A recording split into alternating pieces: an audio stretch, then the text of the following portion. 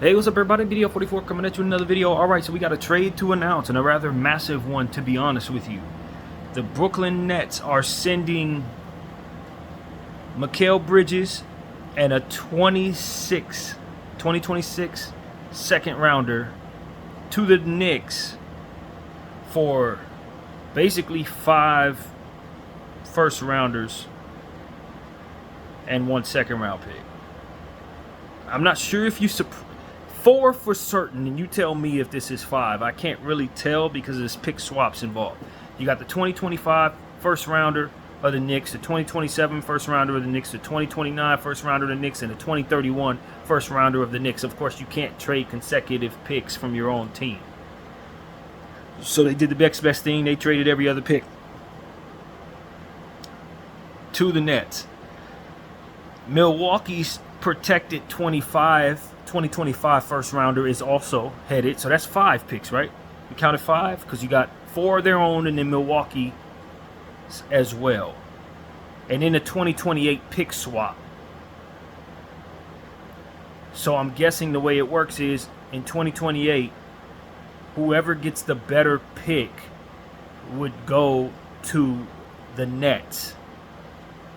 So that allows you to trade more than just the 5 picks. It also allows you a little more equity to the Nets.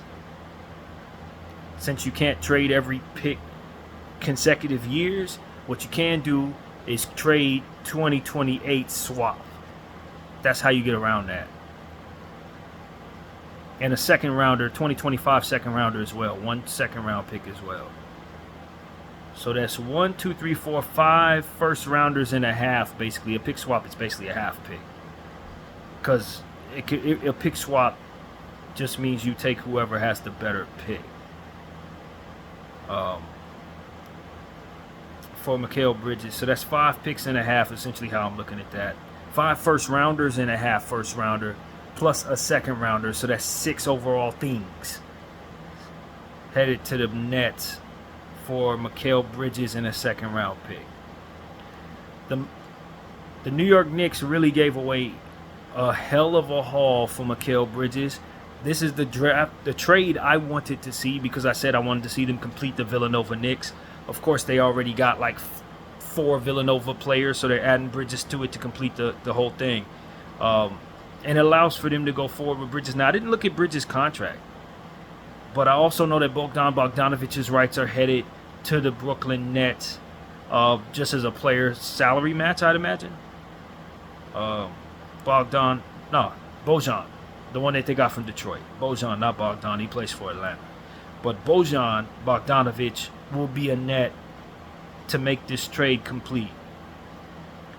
That's a ridiculous haul for Bridges. That's definitely not what you would expect most teams to be willing to do for Bridges. The Nets have been posturing for several years, telling everybody that Bridges is their go-to guy, their number 1 guy, and I think that posturing has really worked out for the Nets today. I've been killing the Nets for not wanting picks in the KD trade. They had a 2-year rental for Mikal Bridges and then proceeded to trade him for probably as many picks as they would have traded Kevin Durant for. And they still have Cam Johnson. This is the best thing that the Nets have done for themselves in a very long time. And the Knicks had the picks to give. I still think the Knicks have more picks. They traded away all their own, which, if you've been listening to my channel, is a bad decision in my opinion in most cases. But what you also understand about the Knicks is that they have their core going forward that should carry them through most of these years. Nobody on that team is turning 40 anytime soon like the Lakers and LeBron. You know, Mikal Bridges is still very young, probably no older than 26, 27 years old. You got Jalen Brunson. You got DiVincenzo. You got Julius Randle. You got plenty of guys, man. You got Josh Hart. So the team that they expect to keep is in place for the majority of the years that they mortgage their picks. They expect to be a playoff team those years. Mikal Bridges is a player that doesn't miss games, like literally ever. The Iron Man of the league. So it can't be a bad bet to go forward with him and his college teammate Jalen Brunson as your team of the future. I'd imagine the Knicks are either set right now or probably looking to make a little more moves around the margins. I understand that they could be looking to move Robinson. I think it's a great idea. You can't count on him to stay healthy. I know the Lakers, my own Lakers, have been rumored to want Robinson. I am definitely not on board with that. We haven't discussed that on this channel, but I have no interest in Robinson. He just can't stay healthy. He plays like 30 games a season, man. He's just another Robert Williams. I have no interest. But these are the type of things that the Knicks are going on. OG Anunoby declined the offer they gave him, which is why I think they went all in for Bridges to take care of that small forward position. It's obviously an upgrade. If you listen to me, OG Anunoby, again, injury prone. I don't need him on my team if I'm the Knicks. If I'm the Knicks, the only thing I really need is players that are going to play 48 minutes a game. And Bridges obviously is one of the Iron Men, as I said, so this is perfect for Thibodeau. Thibodeau can play him 48 minutes for 82 games, and he's going to literally play that. So that's beyond awesome for the Knicks. I don't really love the price tag for the Knicks, but I respect it because they had the picks to give. They had like a surplus of picks and still probably have more after this. They did give up probably more than they should have. But I really wanted them to complete the Villanova Knicks, and this is what this costs. So, as long as they're happy with what they have going forward and think they can win the East with this, I don't hate it. I don't hate what the Knicks did. I don't. If another team does this who doesn't have a surplus of picks, it's a problem. But for the Knicks, who has a surplus of picks, they can afford to go all in on some type of vision. And that's exactly what this is, a vision. They have to stay healthy. They needed somebody like Bridges to anchor what they are. So I love that for them. And for the Nets, I love this for the Nets beyond belief because this gives them a future for which they haven't had. You're looking around seeing the Boston Celtics winning a championship with the 2 first-rounders that they got from the Nets. You know, the Nets keep going all in for superstars, doing super teams, just doing super stupid stuff. We talked about the Nets as early as today about different decisions that are being made around the league to allegedly go for super teams and how that fell apart, and the Nets were a prime example. The Nets needed picks. I've been telling them that for years. Congratulations to the Nets for doing what it is that I know they needed to do. You fixed your situation. I don't know that these are great picks because the Knicks are probably going to be a pretty good team. I know you hate giving your guy to the guys over the hill over there, but at the end of the day, you needed the future. And nobody else was going to pay this much for Mikal Bridges. No one else in the league was going to pay this much for Mikal Bridges. So I like seeing the Knicks and Nets make a deal like this. The Knicks help the Nets with a future. The Knicks help themselves to basically a team that's likely going to contend for the Eastern Conference for the next 6-7 years if they can keep the right role players around them. And like I said, I don't think the Knicks are done. They got to figure out what they're going to do with Hartenstein. Are they going to be able to re-sign him? If not, are they going to be in for a center tomorrow? They have 2 picks in the draft tomorrow night. They did not trade those away in this thing. With them potentially being out of 2 centers, depending on what else they do, if Robinson's going to be gone and Hartenstein's going to sign somewhere else, they're going to need a center. So that's something to pay attention to. They are definitely in for a center. I had them mocked to take 2 small forwards, but now that they have Bridges in place, I don't think that makes any sense anymore. Maybe they take 1 wing, but they definitely don't need what I had them taking. They need a center. I think they could be on a move for something else, man. I wouldn't be surprised if they move Julius Randle. I wouldn't be surprised. Coming off an injury, it seems to me that the wise thing is to understand that they have a coach that's going to play these players 100 minutes a night. Like, he's going to try to run them into the ground. So having injury-prone players like OG Anunoby, Mitchell Robinson, Julius Randle, although he's not injury-prone, but you don't know how he's going to respond to that.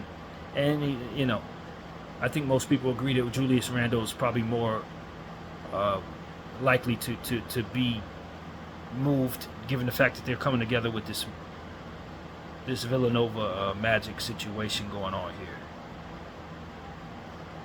They can keep him. They can keep him, but I think they would benefit a great deal from trying to turn him into something else, in my opinion. I don't know exactly what, but I don't love the piece for the Knicks, what they're going to be. So that's just me talking. I haven't heard any rumors about them moving Julius, but it is on my mind. Just want to say that. So, yeah, I think they take a center tomorrow. I don't know if they want to package those 2 picks and move up in the draft and try to see if they can swing at getting a higher quality center. Maybe they could take 2 of their picks and Julius Randle and send it to New York. Try to get the first overall pick and add Alex Sarr to the mix. Maybe they want to add Klingon to the mix. Maybe there's Zach Edey away, although I don't know that Zach Edey is everybody's cup of tea. I'm high on him and want my Lakers to take him, and I think he could go in the first round, but it's only a few teams that really value him as much as I value him for my team. And I don't know that the Lakers actually value him. I think there are a few, but the Knicks could be a team that's interested in a center, and I don't know who fits the bill, but I do think that they're going to do something tomorrow that has something to do with bringing in a big man. I don't know exactly what it is, but they have a lot of options. And now that they've mortgaged all those damn picks, they may mortgage some more. They may just try to go all in and trade those 2 picks for some type of player.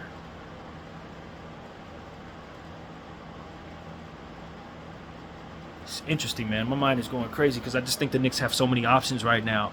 And given the fact that they have given away so many picks, I don't know what else, if they still have any use for any of these picks that they have. Tomorrow's picks at all, I don't know if they have any use for them. Seems like their roster could potentially be set so long as those injury-prone dudes get the hell out the way. So that's interesting to me. But I think the winner here is the Nets obviously getting a future, man. You needed that. Bridges, you weren't going nowhere with Bridges. You weren't going anywhere. He's not a number 1. You postured as if he was a number 1 and were able to get what I think is a number 1 haul for him, but he ain't no number 1. So this is a home run for the Nets. I think this is the best move the Nets have made probably about, honestly, since their inception. This is the best move they've ever made. Truthfully, it's the best move the Nets have ever made. And that includes bringing in Kyrie, James Harden, and Kevin Durant. This is better than all of that, in my opinion, because it saves them from years and years and years of ineptitude. And next, the Suns, if they have any sense at all, will do the exact same thing with Kevin Durant. They will do this with KD. If they got any sense at all.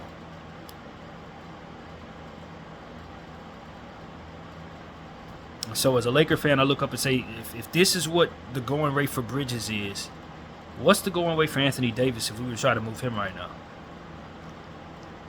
Because that's the type of haul that the Nets got is the exact type of haul that we need for our future. And we talking about giving away picks, selling picks. You got to see a team that has turned their corner on that stupid crap. They were like that. They really thought they were going to get a super team going. They made the mistake. They learned from the mistake. They fixed the mistake today. Why would I do the same thing they did if I'm anybody else? Why would I want to make a super team? It didn't work for this team, and they almost found themselves without any type of hope for a future. Luckily enough, they were wise enough today to trade Bridges while his value is peak prime Bridges value and save themselves from just a whole decade probably of more pain. Right now they can take these picks, maybe move them again for another type of build, draft all of these players over the next several years, and feel really confident that they can put something in Brooklyn that's finally worth actually freaking winning and watching. So I don't know if they're done with the super team mess, but they did get a hell of a haul for Bridges, and now they can sell those picks if they want or keep them.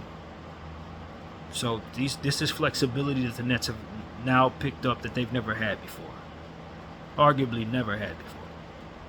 So kudos to them. Even though the Knicks picks probably won't be that good, that's not the point. They are tradable assets that provide them some value, some flexibility, some wiggle room, a larger margin for error for building their basketball team. And most importantly, out of the dumps of Dorian Finney-Smith and all different types of stuff that ain't worth very much. Very much.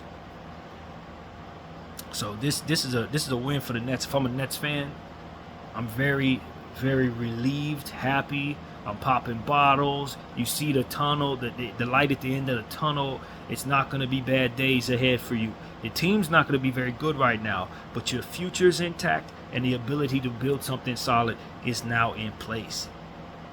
You got to feel good. I wonder if the Nets take a few of these Knicks picks and send them to one of those teams that may be looking to move into the draft tomorrow, move out of that first 5 picks, and maybe get the guy that I hear that they want in Donovan Clingan. They now have the assets to do something like that if they really want to go that route. They can certainly trade for the first overall pick tomorrow with what the Knicks have given them. So that they have options, man. Options that they didn't have an hour ago. All because they were willing to get rid of Bridges, of whom they were overinflating in value any damn way. And it worked. I don't think they could have gotten any more for Bridges at all. I don't think there's a better deal to be had for this player in this league. And if the Knicks try to trade Bridges right now, they're not getting half of that. So I can say the Knicks got fleeced. But I can also say that's the price for putting together something that everybody in the world knows you want to put together, which is the Villanova Knicks. And Bridges was the last piece. And I know that those Villanova guys were probably putting the pressure on the Knicks to get this done. I'm sure they were. And Jalen Brunson is the future. So you know he wanted his guy. It go without saying. So it's just the price of being ambitious for a specific type of put together. And so that's what it is. I'm happy it happened. I am. For the Knicks, if you're a Knicks fan, you depending on how you feel about this, you're probably not happy about giving up all these damn picks. Your flexibility's out the window. But like I said, Bridges never misses any games, man. He just doesn't miss basketball games. And so, given the fact that he's in his prime right now, or not even, probably just entering it right now, and I do think he's a really good player on both sides of the floor. You gotta love the fact that you acquired this guy. And for your timeline, he makes sense. He's on par with the rest of the stuff that you have. Josh Hart, all those guys are the same age, man. They're all from the same class and the same school, so the synergy's there. I like it. I don't know if the Knicks are going to win a championship with what they have right now, but if they keep messing around with it a little bit, get Julius out of there, like I said, them injury-prone dudes, get them the hell out of there, I think the Knicks are close. I don't think they're as far away as people think. Man. Especially picking up Bridges. I don't think they're far. And so it's a de facto Knicks fan, which I've always been since I was a little kid. I don't like the Knicks like I like the Lakers, but if I had a second team, it would be this Knicks team. I feel good about their immediate future. The next 5 years, I feel pretty good that they have a core in place that in a weak Eastern Conference, they should feel pretty good about. Now, come next year in the 27, 29, we'll see how it turns out, because there's going to be some good drafts. And, so those guys will age a little bit and start weaning off into different situations. Hopefully they can re-sign all of them. But as long as Jalen Brunson's in place and Mikal Bridges are in place, I think you have a damn good shot at keeping something good around you. The Villanova Knicks is good, man. DiVincenzo and Josh Hart, that's great. That looks fantastic, man. I like that for the roster. So, yeah, I'm happy with this trade, man. I am kind of glad I'm not a Knicks fan, like a diehard like I am the Lakers, because I never feel this good about picks going out, especially just bringing back one player. And a second-round pick, that'll make me feel really uncomfortable if this were the Lakers. But as somebody who just wants to see good basketball played in New York, I'm happy this happened. I am. It ain't my picks going out. I'm happy it happened. And for the Nets, congratulations, man. Joe Tsai finally got y'all out of the dumps. He finally agreed to something that made some damn sense for his franchise. Finally.